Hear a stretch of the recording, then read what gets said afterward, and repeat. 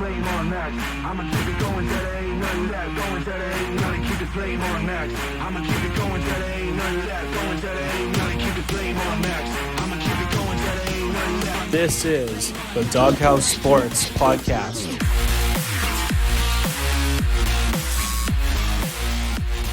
Hello, everyone. Welcome to the Dawghouse Sports Podcast. It's been a while. It has been a while. Yeah, I'll go into that a bit later if we get time. But yeah, we have a very special guest here today.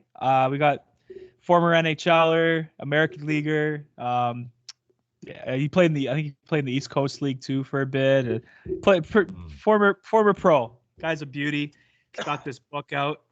This book is great. Yeah. Good friend of ours, Terry Ryan. I know you're a busy man, so but how are you doing, man? It's good to have you on. Thanks for doing this. Oh, no problem, guys. Yeah, I am. I'm busy, and I don't really have a set schedule. So I do like 4 or 5 different things. So I know I've been putting it off for a while. It's good to get on with you guys. I'm out here in Newfoundland now. It's pretty shitty day, to be honest with you. It's a nice break though. You know, it's like rain and fog and sleet.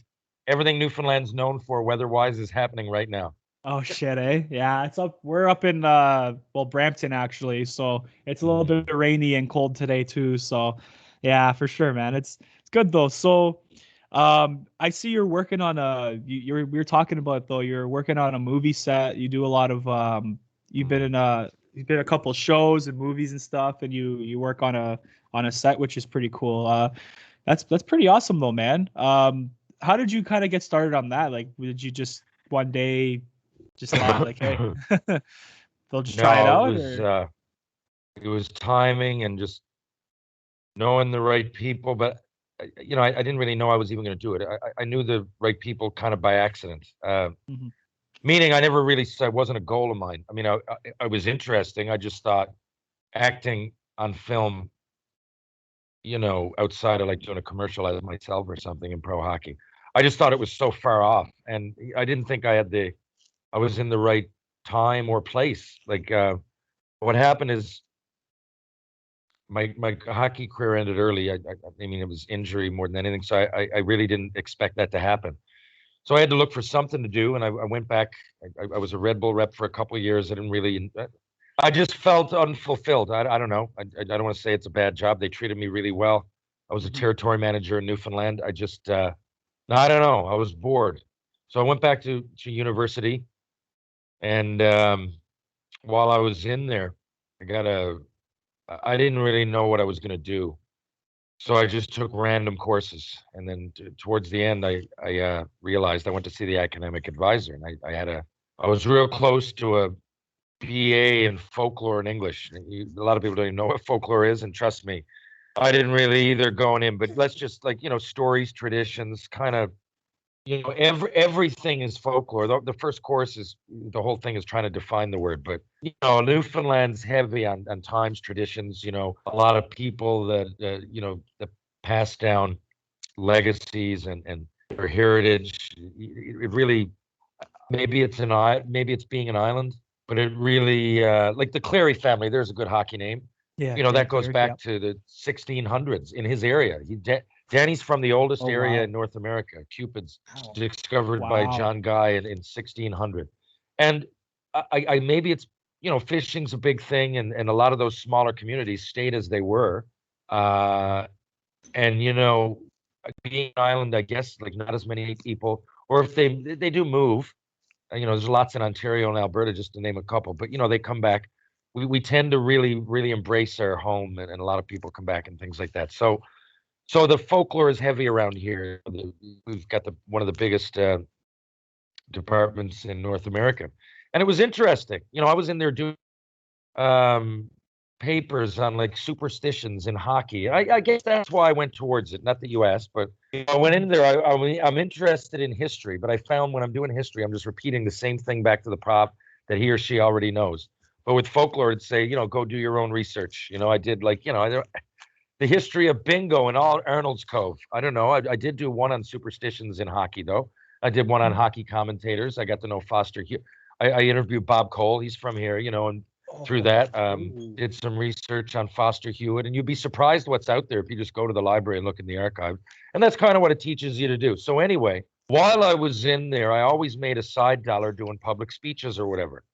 Again, I retired from hockey, not playing the games I wanted to play, not fulfilling my dream, but it was financial too. Like, so I needed to figure it out. I had a new family, and I needed to figure it out. So as I was doing, a lot of people I do these speeches with, Ron McLean, Stephen Brunt, to name a couple. They're big, names in the hockey / sports world in Canada. Them in particular, but other, if I do an event, I don't know, like a golf tournament, and maybe I'd speak at the end. We give a little story, sometimes motivational, sometimes funny, whatever.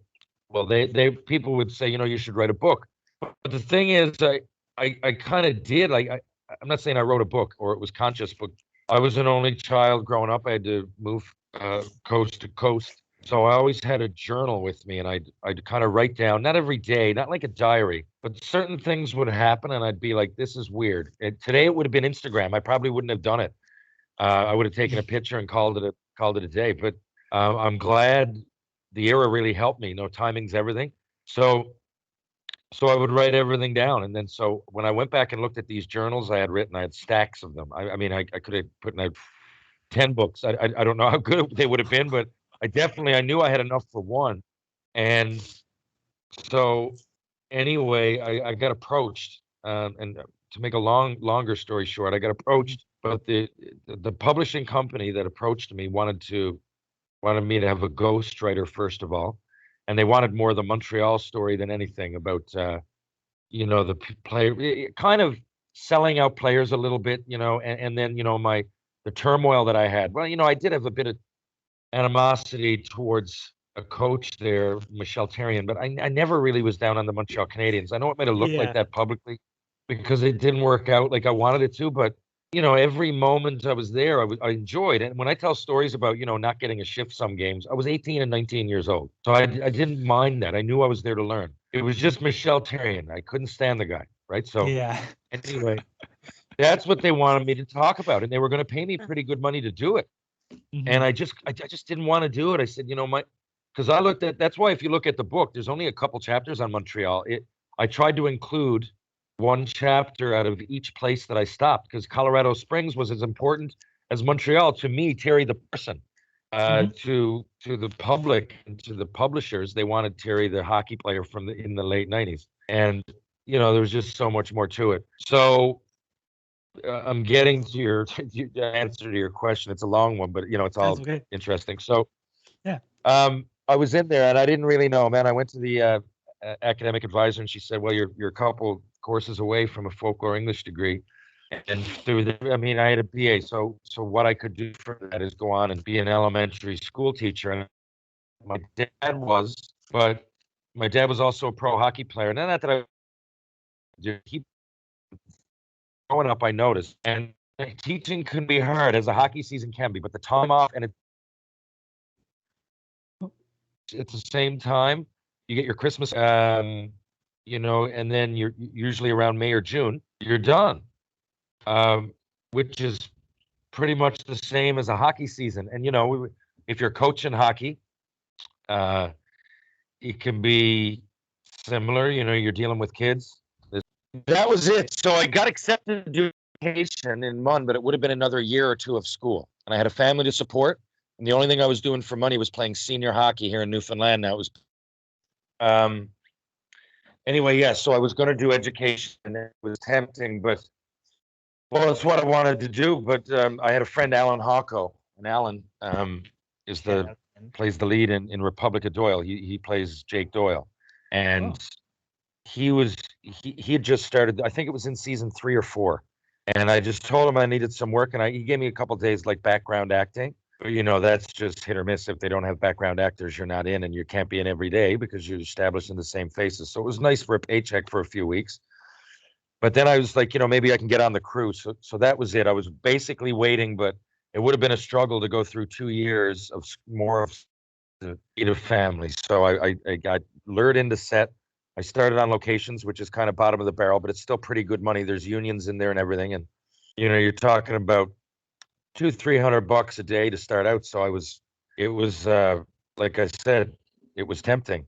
When I got in there, I quickly realized, okay, all these people were coming in, and Republic of Doyle, it's different. We're in Newfoundland. In Toronto, I'm not saying the show was any less professional, but it's ways out here. Toronto, I'd go to auditions up there and everything, man, and there'd be like 100 people that are going for the same spot.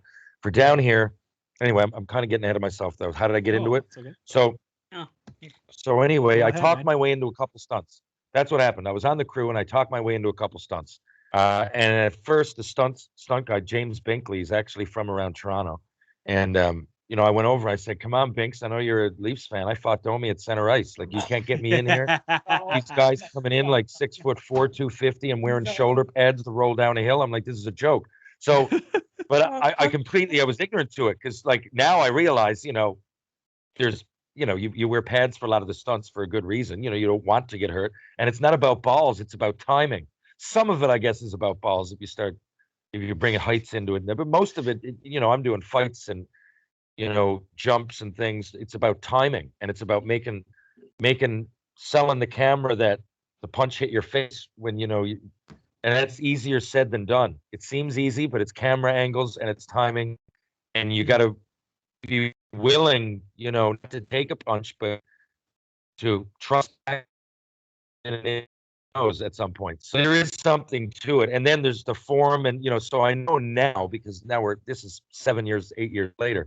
But anyway, I got it, and then so on Republic of Doyle, it came to an end, right? I didn't really know much about getting on the other side of the camera. I didn't really think acting was possible. But I went back. I was doing crew stuff.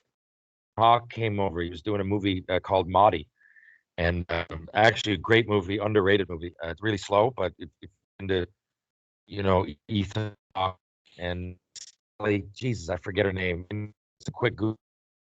Lewis that probably should have been more known, like Picasso, but more known after she died.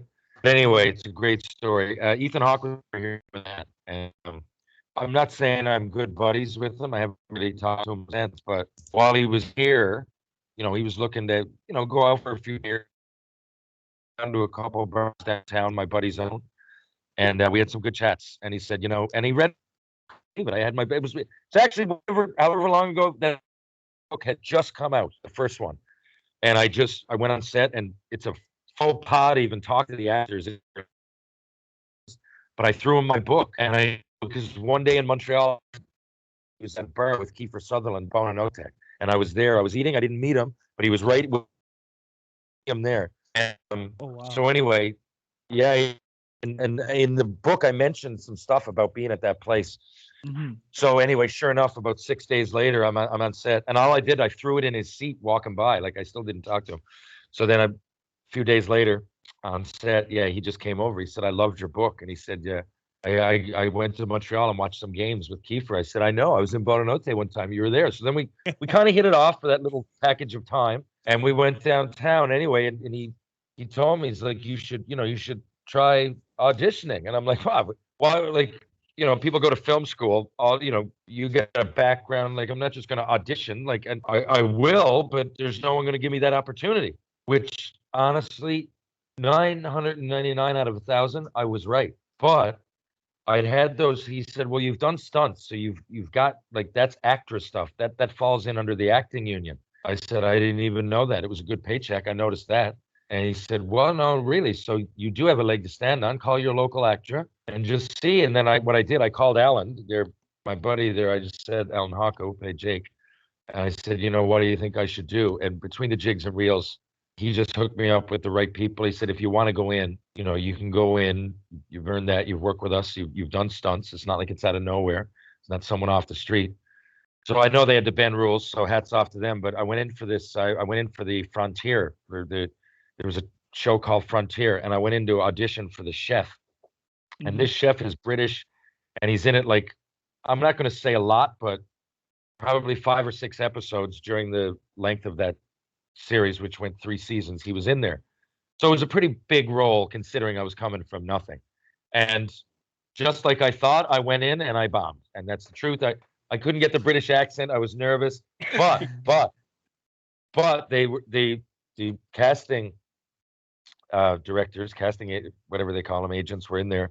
Danielle Irvine and Paul Stanley, and Paul ended up getting the role. He's a British actor that came over. He's actually from there, lives in Newfoundland, liked it and stayed. But he said, there are a couple other things coming up.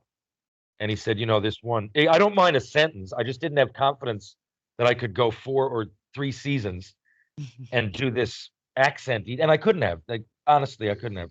Maybe now with some practice, but I was coming in like just raw off the street. So anyway, I did I'm doing it in front of a camera, and I don't realize the camera's going back to Hollywood or whatever, because this was different than Republic of Doyle. It was the same producers, but they needed Jason Momoa. They needed some money. There's going to be a little bit bigger set effects, all that. So half the producers are from Hollywood. So they came over. Now I'm not thinking that. I'm just doing it for the camera, thinking they're just recording it. So anyway, Paul's in there with Danielle, and I'm doing lines with Paul. And then he goes, "You know what? Why don't you just go here?" He said, "There's another couple things." And so I don't even know if they had the lines, but it ended up being "Please have mercy" is all I had to say. But as I'm sitting there and I'm doing the lines, and I took out my tooth, because the very, very first scene in Frontier calls for a British soldier to be beaten and battered. And I know in my head too, I'm going, "Well, how long is this roll?" And they're going, "It's just this one little clip." And they're not really even letting me in on it, but I know what it is, because I've either seen the script or I've talked about it. Whatever it is, I know what this is. It's the teaser at the beginning. And I'm going, you know what, I can do that. And I also know there's only so many people in the acting union here, and they don't want to burn somebody right on one scene. They don't want to take Alan Hocko and put him in when he gets his throat slit. So like, I know this guy dies right away. So I'm going to, and I don't know if they want to fly someone in from away to do this. There's where I was saying the island advantage. Often, if you want to, normally you'd have to have someone in the acting union do this stuff, and there'd be a lot of them around. But if you're in Newfoundland, you got to make the decision. There's more around now, of course, years later, but at the time there wasn't any. You're going to fly somebody in now. I was just speculating, but I assumed as much. And it was right around the same time Momoa came over, Jason Momoa, and he'd never skated. He loved roller hockey. He loved hockey, but he'd never skated. So I was taking him in and out. I don't know how much that had to do with it. I really think it had something to do with it, because I got a call like 3 weeks later going, it might not even have been that long, to be honest. 3 weeks later, I think we done the scene. My memory's foggy, but within a week, whatever, it was pretty short. Like, they called and said, "Do you want to do this role?" And it was Danielle. I had to go out to her house, actually. I went out there, and she said, "If you can just make yourself cry," and it's hard, but if you can do that, then we can get you there. And it was tough, man, but there was ways. Anyway, the very first, I had to act frantic, like I was crying, like I was scared to death. And I remember when I got on set, the director said, "The Please Have Mercy is not like," because I tried it once, and we were doing rehearsal. To be honest, I'm talking a lot, but hey, No, No, this this is good, man. now, for Good all our content. viewers, better pay attention to this, because It's this good is stuff. good stuff. Yeah. it was Speaking of wild. Jason It was Mo- wild. Speaking of Jason Momoa, if there was a movie about you, which actor would play you? Yeah, if they made a movie about your book, pretty much like your stories from your book, who would you want to be, like, play you, like act as you? Oh God, I gotta know looks or I think. Huh. I know I'm putting you on. Well, the of spot. course, if I say someone that's great looking, it's going to look pompous. But I'm not looking at it from that angle. I would like someone with my attitude that was probably a little bit comical. I don't know. Ron Reynolds would come to mind. Yeah. Again, a Yeah. way better looking guy. He seems like he can take a joke. I don't know. Jay Oh, yeah. Baruchel, Jay someone that, Baruchel, yeah. someone like that and he's a huge Habs fan, Baruchel. Yes, he Baruchel, is. I just did scenes with 2 weeks ago. He's over here filming over here now. Oh, He's wow. doing a no show way. called Son of a Crit. See, like I said, the industry exploded over here. So there's like That's 4 or awesome. 5 things on the go. So daughter actually is in Son of a Critch a couple times, and I did some background in there with her, and then he was in there the other day. I gave him one of my second books. He's a huge Habs fan. Oh yeah, he's big. That guy. He loves talks about the Habs a lot on Twitter and stuff. And yeah, he's a good choice though. My dad. I know we were talking about ACTRA before, and my dad is actually an ACTRA member, and he actually did a show with Jay Baruchel, and like they talked and stuff. Really good guy. So I've heard nothing but Yeah, good things about him. we're starting. No, he's unbelievable. He's great. He met my parents. At the time, you see, when we just didn't have it because of what I told you about those little bays and everything. Folklore is one thing, but Mhm. the traditions and we've got things that you guys don't have, like mummers and ugly sticks and the Kiss-me-on. festivals that every little town is a festival. But I believe that's why we have so many people that are artistically inclined, because over time, you'd put on plays and sing songs. And Alan Doyle, Great Big Sea, is from Petty Harbor. That's a tiny little Newfoundland village that still you can go out there and there's local plays at the church and stuff. I mean, so that's the way of life. And you ask these people, and they'd say they're not actors. I'd ask people from St. Joseph's that are in my family if they're artists in any way, if they're creative, and they'd all say no. Meanwhile, supper time will come and they'll play the spoons and sing a song and go. So it's just kind of ingrained in our culture, I think.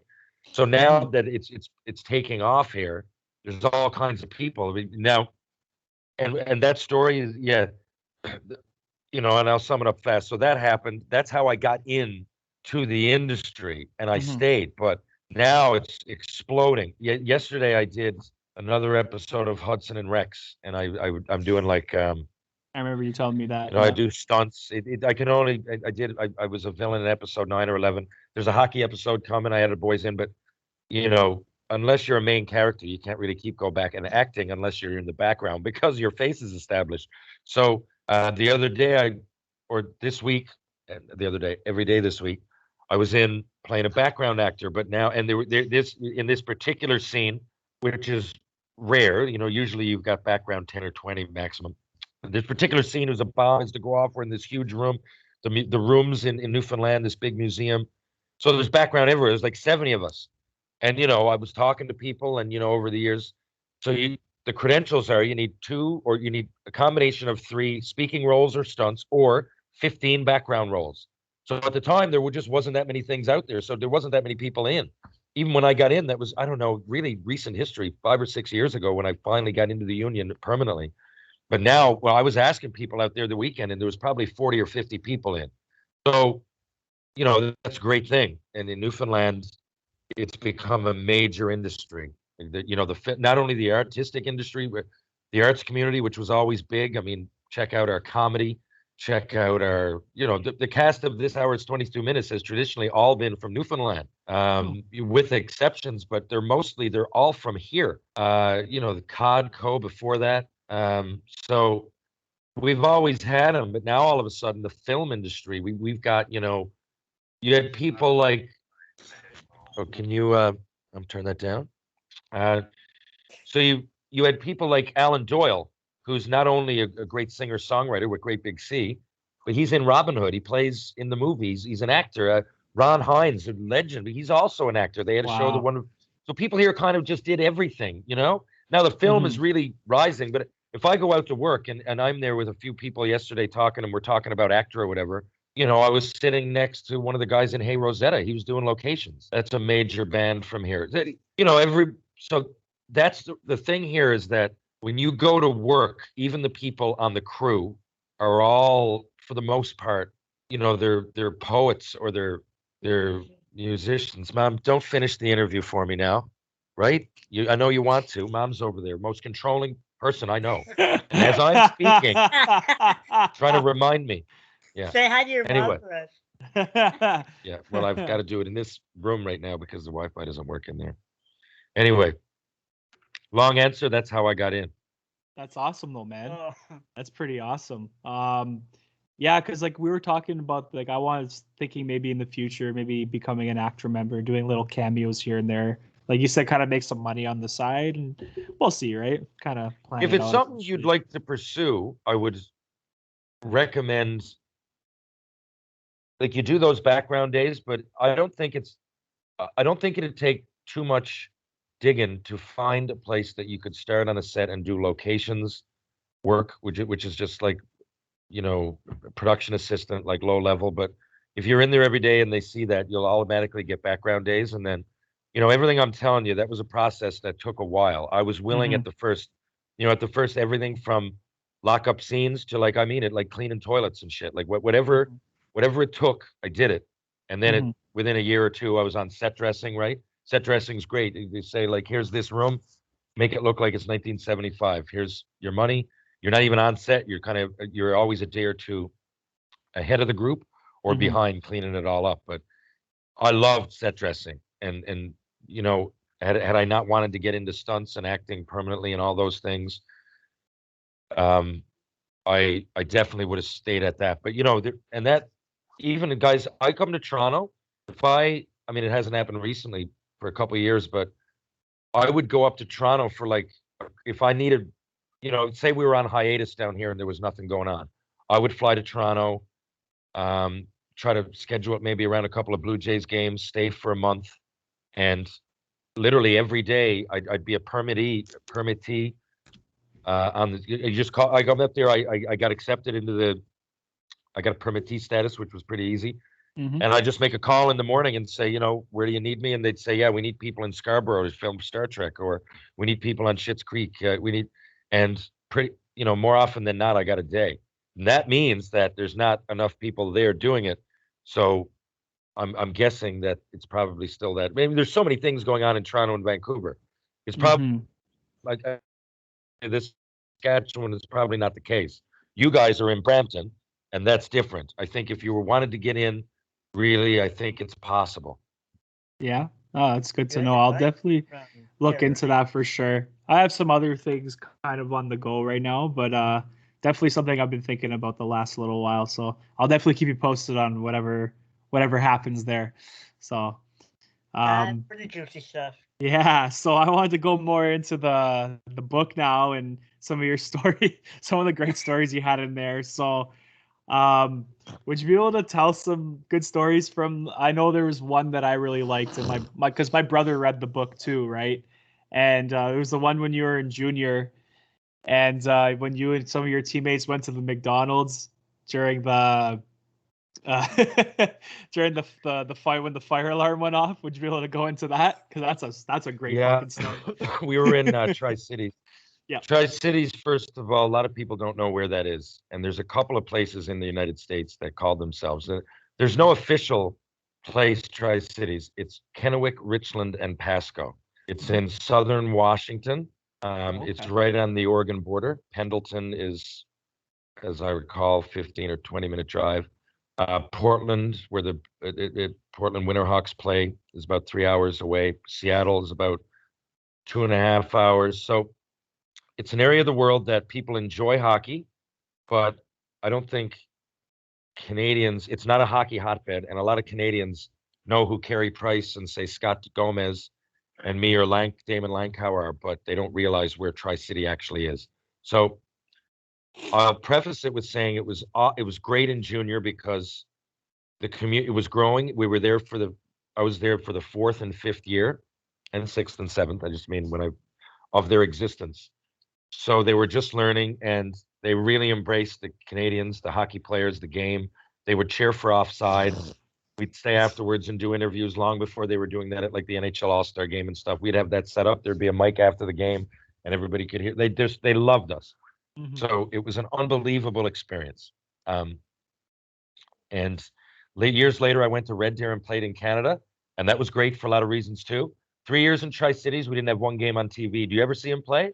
I don't ever see the Tri-City Americans play. I've never there's CHL hockey's always on, right? It's always on. Still don't ever see them. I even see the Seattle Thunderbirds. I even see the Portland Winterhawks, who are right there. But for some reason, still, the Tri-City Americans are like this fantasy. Like, people still don't know. I mean, it's years later, but it was the same case then.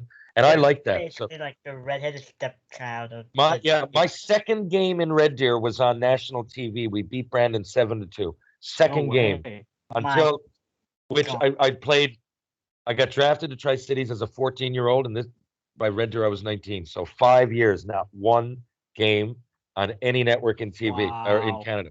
Holy. But Dang, but eh? the thing is, that's what I kind of liked about it. So we really all like grew up together, and there was no pressure from the outside. There was no one coming to the game and telling us we sucked when we played. I'm not saying those things are bad. I'm just saying we all found ourselves in this nice little group.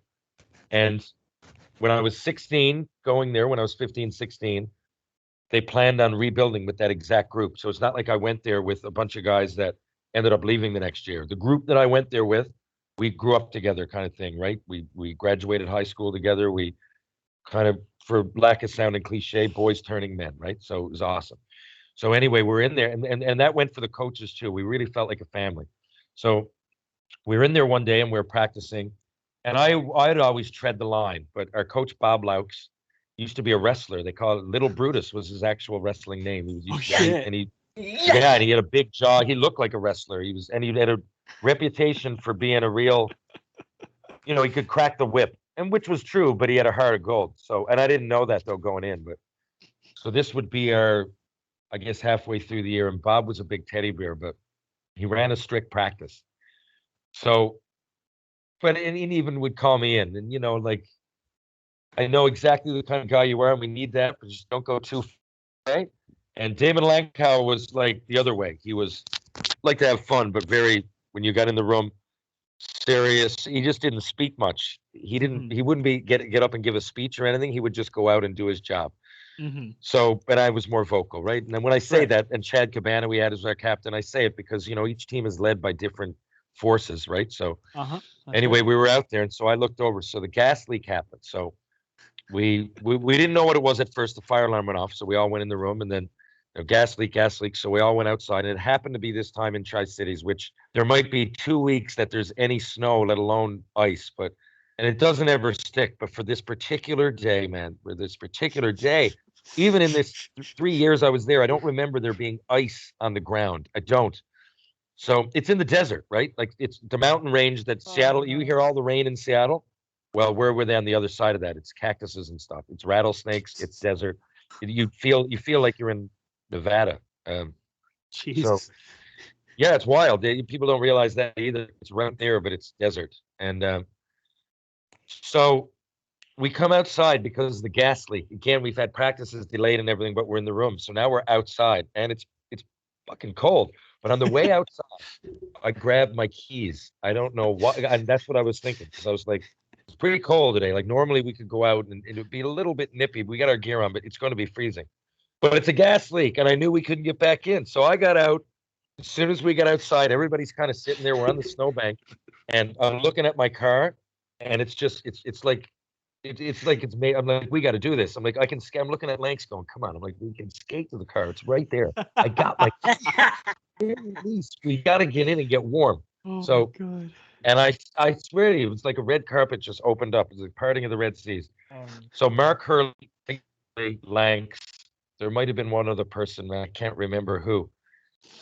Craig Stahl, maybe. Anyway, I'll know after this podcast because they'll listen.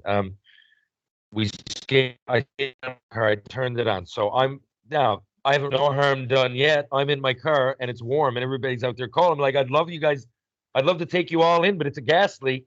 I remembered to get my keys. You guys can't get back in. So anyway, we're there for like 20 minutes. So then I'm looking and I'm rolling out. I'm like, does anybody want a hot chocolate? Bob's like, no, you're not going. He kind of giggles. I'm like, well, and Lanks goes, well, he was smirking. I'm like, okay, if it goes 10 more minutes, then, because, and I said, like, we should probably do something for the boys, should someone run back in, but the security wouldn't let us in. That's the whole reason they were all out there, right? Like I grabbed my keys otherwise. So I said, fuck it. And they were like, okay, one goes down, we all go down. I looked around, I'm like, well, Damon's with us, so he can't get too mad. And, we got 5 people here. So we went to McDonald's and I ordered, and what's funny? It was in the roads. There's no salt or sand or anything on the roads down there. It snows, like I said, once in a blue moon. And it might even be less than that. So, but there was like actually the makings of a snow bank. And I remember we slid into the snow bank and the car started. I remember I did some damage to the wheel. Anyway, I went through and the lady's like, what do you want? And I went drive through. What do you want? Whatever it was, she wouldn't let us she wouldn't let us order. I ordered whatever, I think it was like 30 cheeseburgers and 30 hot chocolates. Jesus Christ. Anyway, she's like, you got to come in for that. So honestly, we got out. I said, we all got to do it. And all walked into McDonald's with our skates on, got all that stuff, took it out to the car. Sure enough, of course, when we get back, practice is going. No. Of course, they're skating. No. Of course, they're skating. So we ran in over and our skates now, even though we tiptoed, like, you know, the edges are, you know, we and then it was skating. There was ice, but I'm sure we hit pebbles on the outside, Yeah. so our skates are all jagged. So we get in there, and Bob just looks, and he's like, "Where were you guys?" And he's like, in all the time I've known him, he hasn't been that mad. And I knew I'd gone too far. I knew it. And I looked, exactly. I said, "Well, Damon's won, so you can't be too back at it." And I pulled. He didn't know I had the hot chocolates, so I pulled the hot chocolates out, which were now lukewarm at best, and a bunch of cheeseburgers and like 4 wrappers were there. And, you know, they were like, I told everybody we can't eat these till after practice, but he could tell like there's garbage there, so we clearly drank a couple of hot chocolates and had a few cheeseburgers. And we come back anyway. Put us on the ice. I kid you not, but again, I saw him smirk when we took out the hot chocolates. Anyway, took us out on the ice, and for about 10 minutes, he made everybody else skate. He said, "You guys sit there and eat the fucking cheeseburgers, and you guys," and we stopped there, and he made everybody else skate. And I was like, "Oh God, like we got to join this. We can't." He's like, "No, you're not allowed. That's the punishment." So we watched everybody get skated while we ate McDonald's cheeseburgers. And then anyway, we jumped on, and then we joined. I bag skated us for an hour. We joined the skate, and now, of course, we got cheeseburgers. We puke all over the ice. We came in. Kid you not, though. After practice, just silence. No one's saying anything. Fuck you, like everything. You legs go to hell. Like people are pissed. Anyway, come off the ice, though. We wait 10 minutes for everybody to cool down. Come off the ice. Bob comes in, and everybody's laughing, and we're like, okay. It still is one of the biggest team building events we ever had. So it did end well. And we had a great group there because, like I said, it's just if it wasn't the right group, if we weren't all family, if it wasn't all brothers like that, someone could have said, you know, you guys went way, like someone could have had a problem and they would have been justified, and it would have been, we were in the doghouse. But as it turned out, it was great. And I believe I could lie and say we won 5 out of the next 6. But I remember we beat Kamloops one of those games, and they were a juggernaut in junior hockey at the time. And I remember we went on a bit of a run. So it ended up being a good thing. That's pretty awesome, man. I've always wanted, like, because you talked about that story in the book, I've always wanted to hear your kind of elaborate on it more, but that's amazing. I just want to know, like, how did you guys drive there safely with your little skate blades on?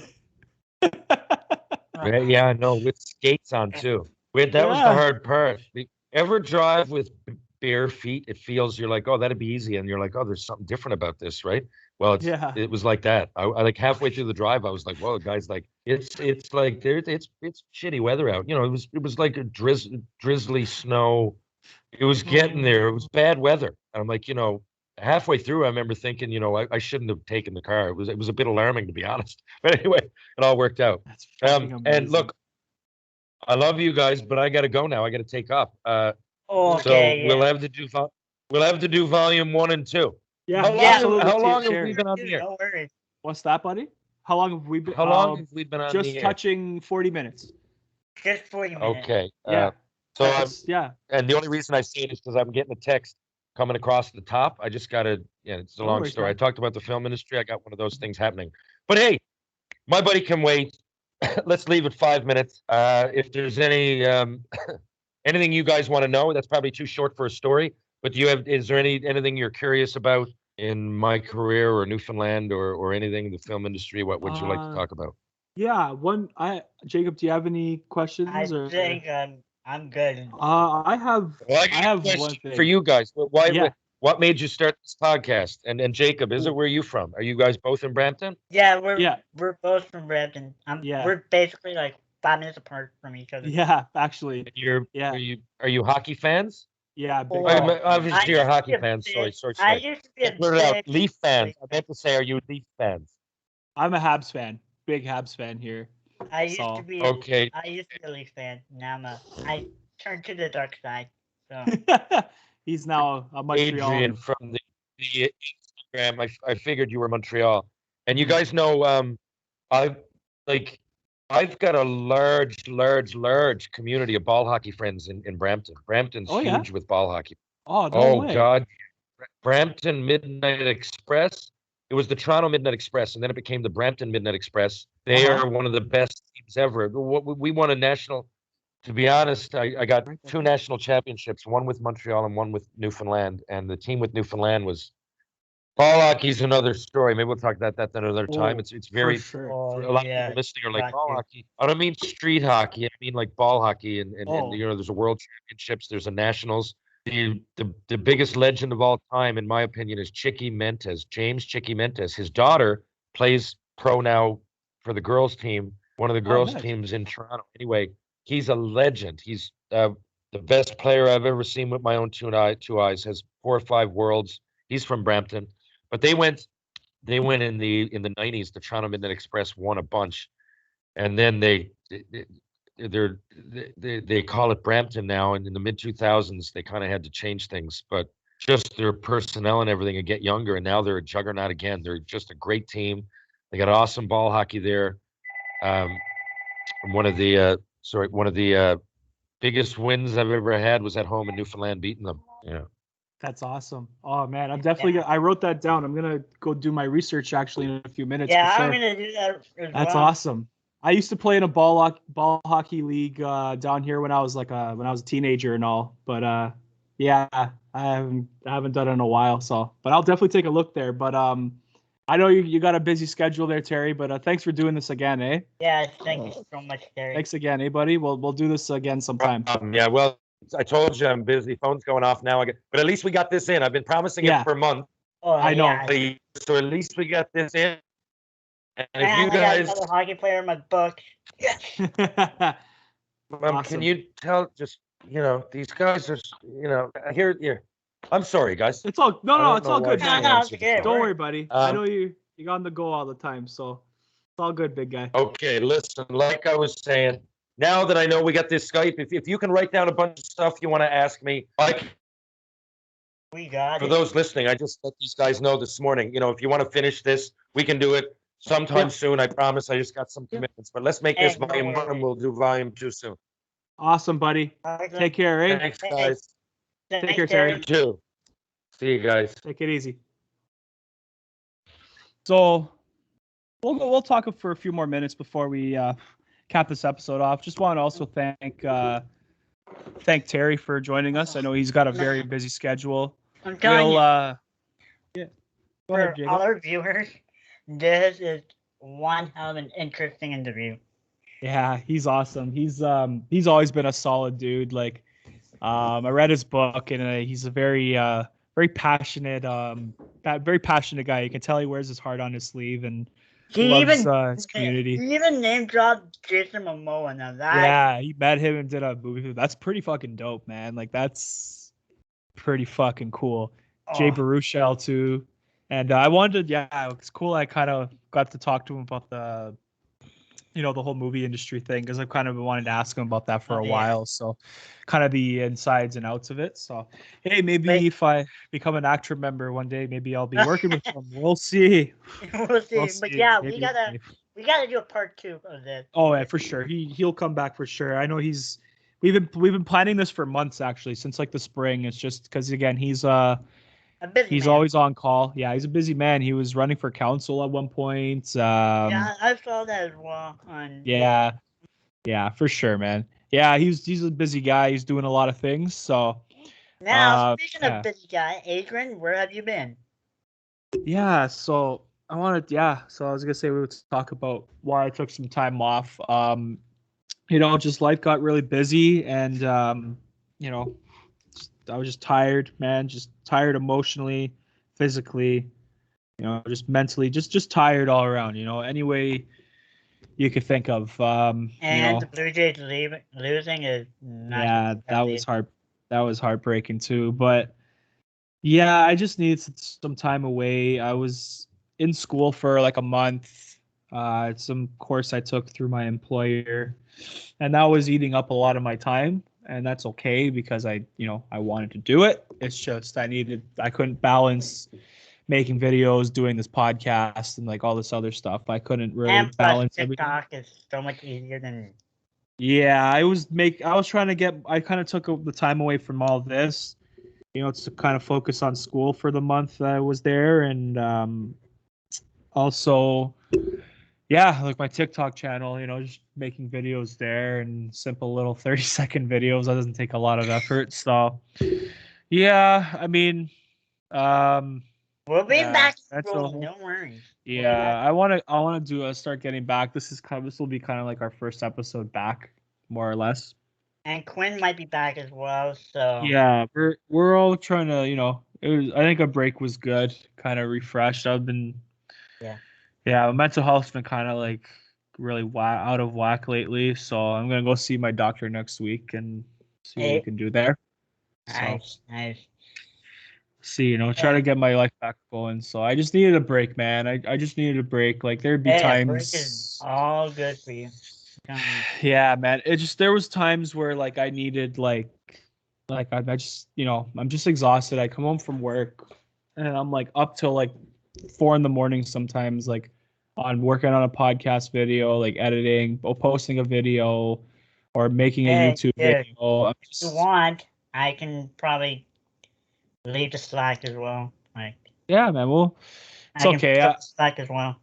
Yeah, I mean, I have the time to do it again now. It was just hard when you have like the class and you come home from work and sometimes I work excuse me, sometimes I work nights and you got to come home from work late and then work on homework, and then you're like, oh, but I also want to do this video, and it's like, or I want to edit my podcast, and it's like, fuck, you just don't have the drive to do it anymore, right? So yeah, but that was the thing. I just didn't have the drive to really do anything anymore, and I was just like, I think it's just best to take a break. Like I talked to my girlfriend, and she's like, I was like, you think I should take a break? And she's like, well, if you want to, I think that maybe it'll be good, kind of refresh. And I was like, okay, I think I'm gonna do it. And then I kind of made the announcement. I was totally understanding, so I'm good on my part. Yeah, I appreciate that. It's just like it gets hard, man. When working 40 hours a week and yeah, a full-time job,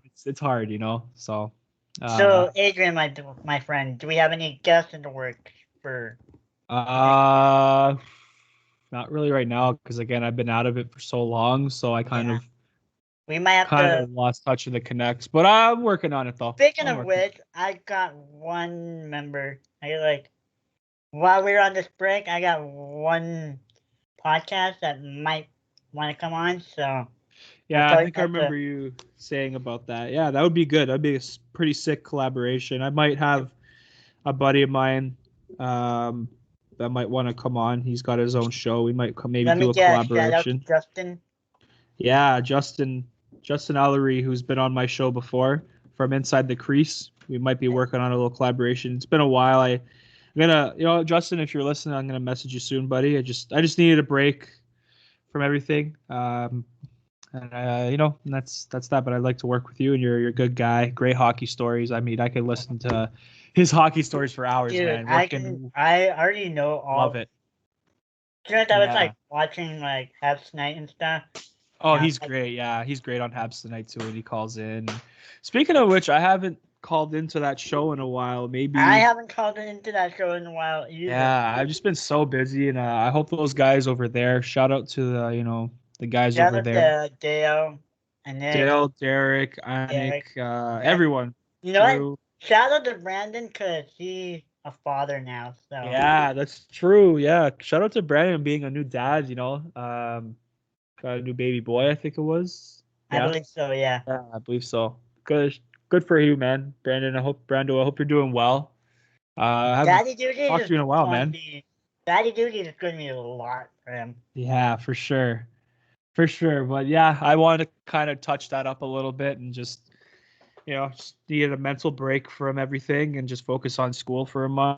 And it's all done now. I graduated the course yesterday, so thank you, and yeah.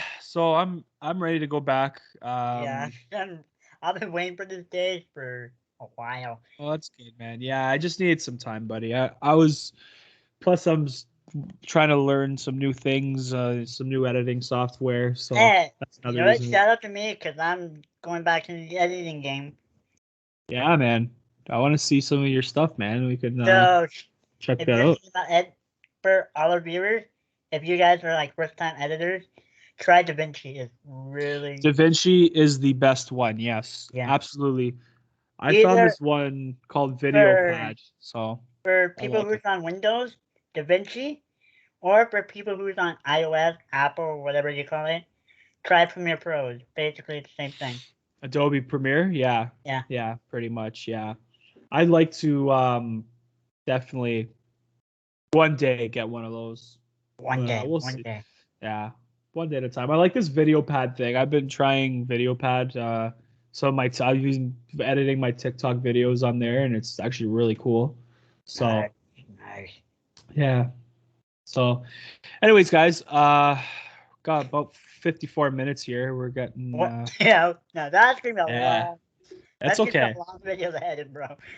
Yeah, no, it's okay, man. But I hey, was thinking of moving. Honestly, the next time I might move my computer to another part of the house because the Wi-Fi in my basement sucks. So that could have been why. That's why I think Terry was having trouble.